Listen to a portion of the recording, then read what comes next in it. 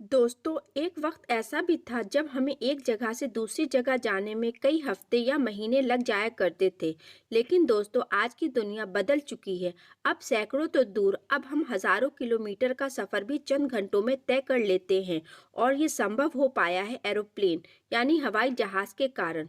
दोस्तों, जब भी एरोप्लेन की हिस्ट्री या एरोप्लेन के बारे में बात की जाती है तो सबसे पहले नाम राइट्स ब्रदर्स का आता है, यानी उन दोनों भाइयों का जिन्होंने 1903 ईस्वी में दुनिया का पहला हवाई जहाज बनाकर हवा में उड़ाया था।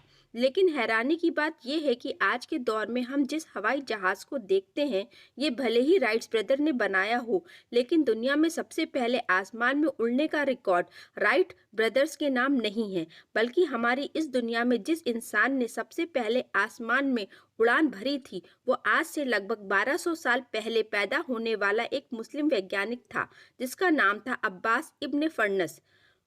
अब्बास इब्न फर्नस ने ऐसे दौर में लोगों को आसमान में उड़कर दिखाया कि जिस दौर में आसमान में उड़ना तो दूर, इसके बारे में सोचना भी मजाक समझा जाता था।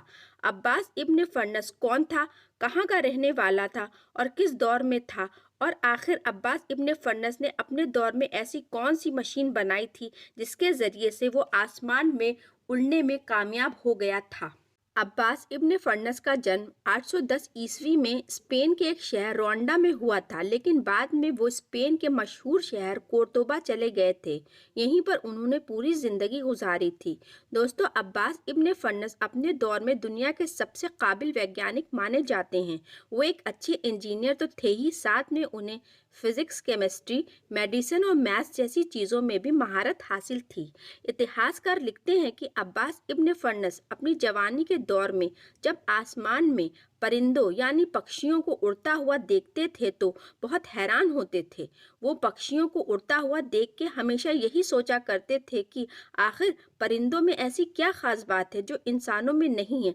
आखिर जब परिंदे उड़ सकते हैं तो एक इंसान क्यों नहीं उड़ सकता। अब्बास इब्न फर्नस ने अपनी हैरत भरी निगाह से आसमान में उड़ते हुए परिंदों को देख देख कर अपनी उम्र कई साल गुजार दी, और आखिरकार वो वक्त भी आ ही गया जब अब्बास इब्न फर्नस ने पूरे शहर के सामने अचानक से इस बात का ऐलान कर दिया कि वो भी परिंदे की तरह आसमान में उड़ सकता है, और उसने आसमान में उड़ने का नया तरीका निकाल लिया। अब्बास इब्न फर्नस के दावे की जब सबको खबर लगी तो कुछ लोग उसकी इस बात को सुनकर हैरान हुए, तो वहीं कुछ लोगों ने उसका मजाक उड़ाया। इसी वजह से अब्बास इब्न फर्नस को बहुत बुरा लगा, और अब अब्बास इब्न फर्नस ने अपना मजाक उड़ाने वालों को जवाब देने के लिए ये फैसला किया कि जिस चीज़ का उसने दावा किया है वो उस चीज़ को करके भी दिखाएगा, यानी लोगों के सामने वो खुद हवा में उड़कर दिखाएगा। अब्बास इब्न फर्नस ने उड़ने के लिए एक मशीन बनाना शुरू कर दी थी। इतिहासकार लिखते हैं कि अब्बास इब्न फर्नस ने उड़ने वाली मशीन बनाई थी। वो देखने में तो बहुत छोटी थी, मगर दिखने में एक परिंदे के जैसी थी। उस मशीन में परिंदे की तरह दोनों तरफ एक पंख था और लकड़ी के डंडों का इस्तेमाल किया गया था, जिसे रेशम के कपड़े से बड़ी मजबूती के साथ बांधा गया था। आखिरकार 852 ईस्वी में अब्बास इब्न फर्नस ने कोर्तोबा शहर में एक ऊंचे मीनार से अपनी उस मशीन के जरिए हवा में उड़ान भरी।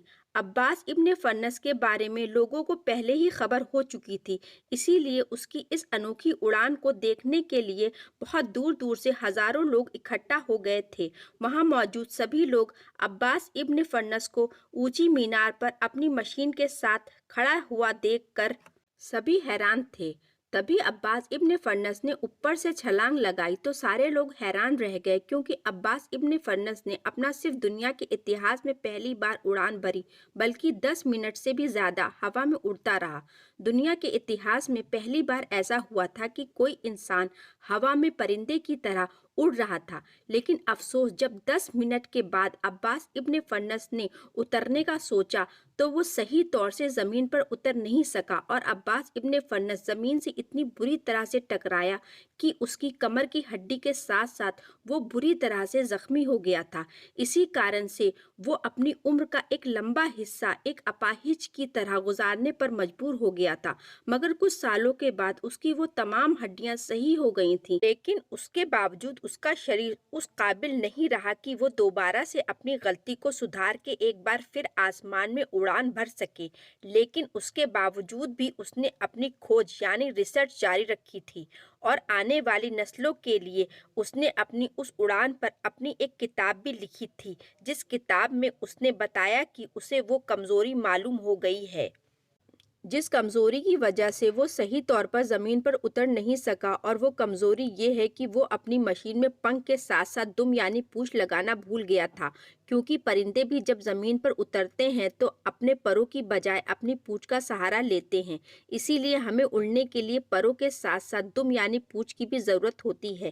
دوستو، عباس ابن فرنس کی کھوج یعنی ریسرچ کا سہارا لے کر بعد میں بہت سارے لوگوں نے آسمان میں اڑنے کی کوشش کی، اور دھیرے دھیرے آخر کار ایک سمے وہ بھی آ گیا کہ جب 1903 میں امریکہ کے دو بھائیوں نے ایک ایسا ہوائی جہاز تیار کیا جسے دیکھ کر پوری دنیا حیران ہو گئی تھی۔ عباس ابن فرنس نے نہ صرف دنیا کے اتہاس میں پہلی بار آسمان میں اڑان بھری، بلکہ اس کے ساتھ ساتھ بہت ساری نئی نئی چیزوں کا بھی آوشکار کیا تھا۔